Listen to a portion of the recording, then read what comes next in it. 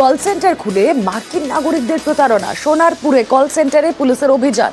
প্রতারণার অভিযোগে গ্রেফতার করা হলো 3 জনকে। ধৃত জয় হালদারে ফ্ল্যাট গাড়ি বাজেয়াপ্ত একাধিক ল্যাপটপ ও ফোন। কল সেন্টারে বিভিন্ন সফটওয়্যারের হদিশ। চীন থেকে ক্রিপ্টোকারেন্সির মাধ্যমেই প্রতারণা। কথা বলবো আমাদের প্রতিনিধি অমিত রয়েছেন সঙ্গে। অমিত,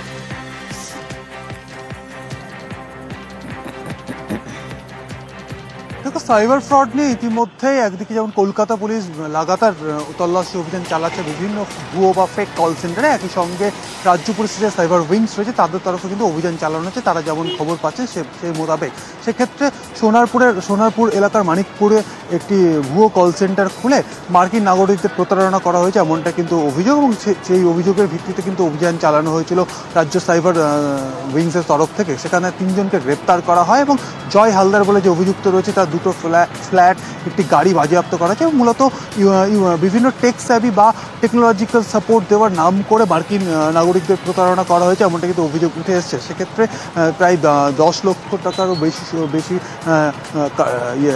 ক্রিপ্টোকারেন্সি সেখানে প্রতারণার অভিযোগ আসছে।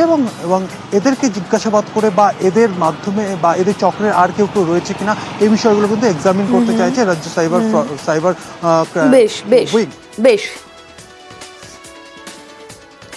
নজরে ন্যায্য মূল্যের ওষুধের দোকান, আর এবার ন্যায্য মূল্যের ওষুধের দোকানেও নজরদারি। ন্যায্য মূল্যের ওষুধের দোকানে নজর স্বাস্থ্য দপ্তরের।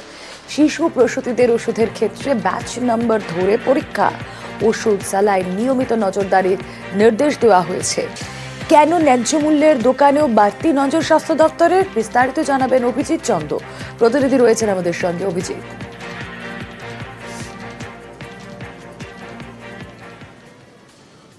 রুমেলা, ন্যায্য মূল্যের ওষুধের দোকান রাজ্যের সমস্ত সরকারি হাসপাতালেই প্রায় এই ন্যায্য মূল্যের ওষুধের দোকান বা ফেয়ার প্রাইস মেডিসিন শপ রয়েছে। এবং এই ন্যায্য মূল্যের ওষুধের দোকান সেখানকার ওষুধের গুণগত মান নিয়ে আগেও বেশ কয়েকবার অভিযোগ উঠেছিল। এবং তারপরে সম্প্রতি মেদিনীপুর মেডিকেল কলেজ হাসপাতালের যে স্যালাইন বিতর্ক, তারপরে সেখানকার ন্যায্য মূল্যের ওষুধের দোকান থেকে স্যালাইন কিনে রোগীর পরিবার অভিযোগ করেছিল যে সেই স্যালাইনে নাকি ছত্রাক রয়েছে। এবং তারপরে রাজ্য স্বাস্থ্য দপ্তর নড়ে চড়ে বসে এবং আজকে এই নিয়ে বৈঠক হয় রাজ্যের সমস্ত জেলার মুখ্য স্বাস্থ্য আধিকারিক বা সিএমওদের সঙ্গে। এবং তারপরেই সিদ্ধান্ত নেওয়া হয়েছে যে রাজ্য ড্রাগ কন্ট্রোল বোর্ডের আধিকারিকরা প্রতিনিয়ত এই ওষুধ পরীক্ষা করবে। মূলত শিশু এবং প্রসূতিদের যে সমস্ত ওষুধ রয়েছে এবং স্যালাইন রয়েছে সেগুলো মাসে একবার, ন্যূনতম পারলে সপ্তাহে একবার করে পরীক্ষা করা হবে, যাতে কোনো রকমভাবে ওষুধের গুণগত মানের সঙ্গে সমঝোতা না করা হয়, ওষুধের গুণগত মানের সঙ্গে কোনো রকম ভাবে আপোষ না করা হয়। এবং বিধায়ককে টার্গেটে নজরে ব্যবসায়ী। পুলিশের নজরে বৈষ্ণবনগরের ব্যবসায়ী সাবিত্রী মিত্রের গাড়ি ধাওয়ার অভিযোগ। বারবার বিধায়কের গাড়িতে ধাক্কার চেষ্টা। ব্যবসায়ী সানিজ আক্তারকে জিজ্ঞাসাবাদ। বিধায়কের অভিযোগ বাজেয়াপ্ত গাড়ি। কথা বলবো সেবক দেব শর্মা, প্রতিনিধি রয়েছেন আমাদের সঙ্গে। সেবক, বৈষ্ণবনগরের যে ব্যবসায়ী মুহূর্তে পুলিশের নজরে, তার কি পরিচয়, আর তিনিই বা কেন টার্গেট করলেন বিধায়কের গাড়িতে? কেন অনুমান করা হচ্ছে তা?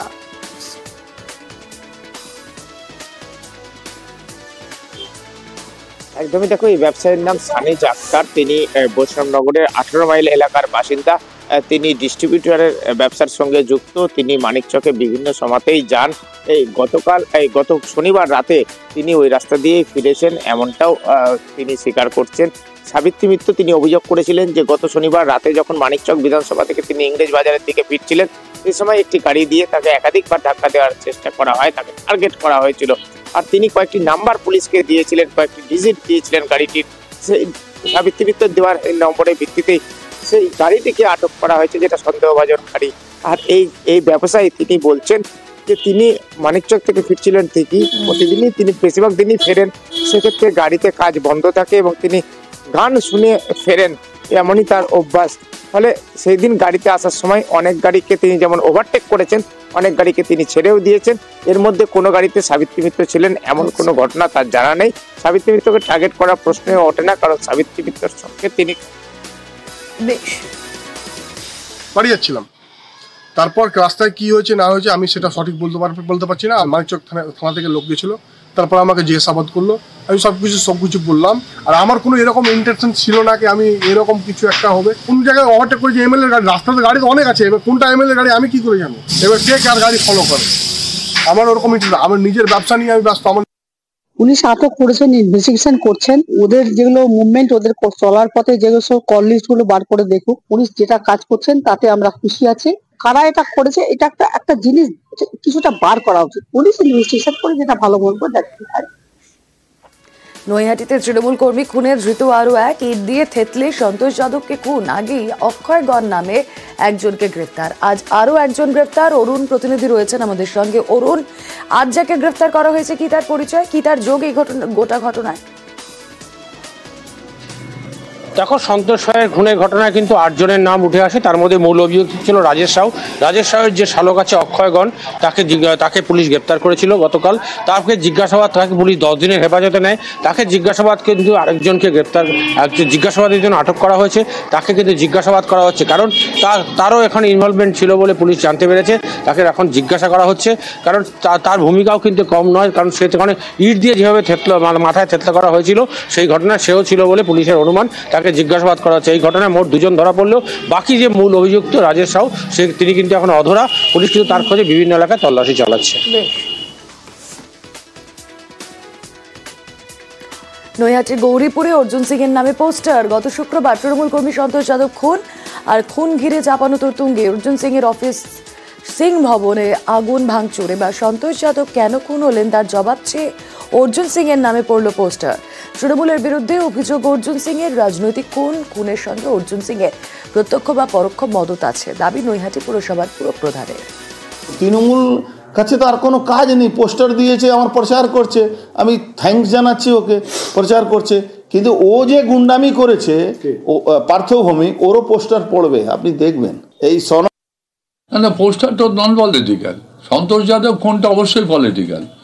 প্রত্যক্ষ পরোক্ষভাবে অর্জুন সিংয়ের মদত আছে এবং ছিল, এবং আমরা মনে করি আছে। আবাসের তালিকায় রাজপুত্রদের নাম। আবাসের ঘর করতে গিয়ে বিপাকে রাজবাড়ির 2 সদস্য। পশ্চিম মেদিনীপুরের দাসপুরের নারাজোল রাজবাড়ি, আর এই বাড়ির একটি অংশকে হেরিটেজ ঘোষণা করেছে রাজ্য সরকার।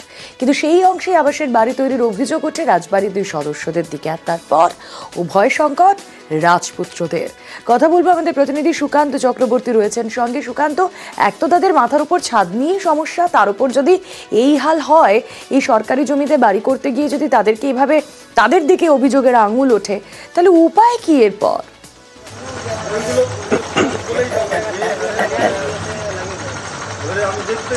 দেখো রুমেলা, প্রশাসনের পক্ষ থেকে অর্থাৎ ভূমি দপ্তর পরিষ্কারভাবে জানিয়ে দিচ্ছে যে ওই জায়গা রাজ্য সরকারের নিয়ন্ত্রণাধীন, অর্থাৎ রাজ্য সরকার ওই জায়গা নিয়ে নিয়েছে। এবং যেই রাজ পরিবার অর্থাৎ নারাজুল রাজ পরিবার, সেই পরিবারের যে জায়গা, সেই জায়গা কিন্তু হেরিটেজ স্বীকৃত হয়েছে, সেখানে সংস্কারের কাজ শুরু হয়েছে। অতএব সেই জায়গায় কোনোভাবেই পরিবারের সদস্যরাও তারা বাড়ি করতে পারেন না।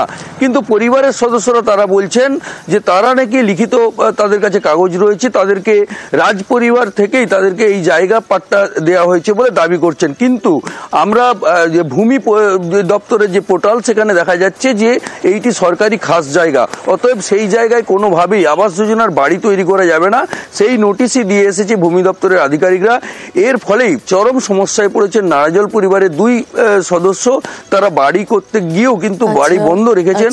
তারা চাইছেন প্রশাসন পুরো বিষয়টি দেখে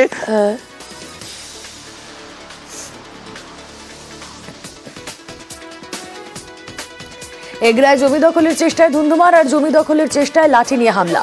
ঋষি বঙ্কিমচন্দ্র পঞ্চায়েতের বড়দা গ্রামের ঘটনা। বাধা দিলে তুমুল মারপিট, তুলকালাম। জমি মালিকের স্ত্রীর শ্লীলতাহানিরও অভিযোগ। এগরা থানায় লিখিত অভিযোগ দায়ের। কথা বলবো পঙ্কজ দাশরথী, প্রতিনিধি রয়েছেন আমাদের সঙ্গে। পঙ্কজ,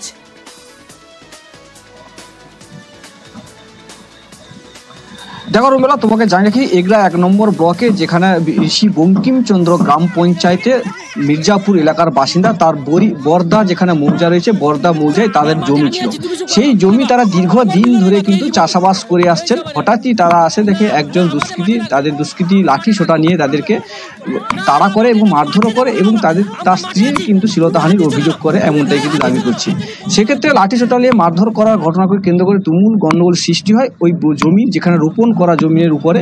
তুমি ছবিতেই পুরো স্পষ্ট বুঝতেই পারবে এই যে মারধরের ঘটনা। সেক্ষেত্রে যে জমির মালিক তারা জানাচ্ছেন যেখানে তারা দীর্ঘদিন ধরে জমি চাষ করে আসছে, হঠাৎই তারা কয়েকজন দুষ্কৃতী এসে বলছে ওই জমি নাকি তাদের, তারা কিনেছেন, তারা 20 লক্ষ টাকা দিয়ে কিনেছেন এমনটাই কিন্তু দাবি করছে। তবে তারা জমির মালিক, তারা এই অভিযোগ নিয়ে কিন্তু তারা সাব ডিভিশন কোর্টে তারা দ্বারস্থ হয়, সেখানে তারা রায় পায় যারা দখলদার রয়েছে তারাই কিন্তু দখল করবেন এমনটাই কিন্তু তারা জানিয়েছে।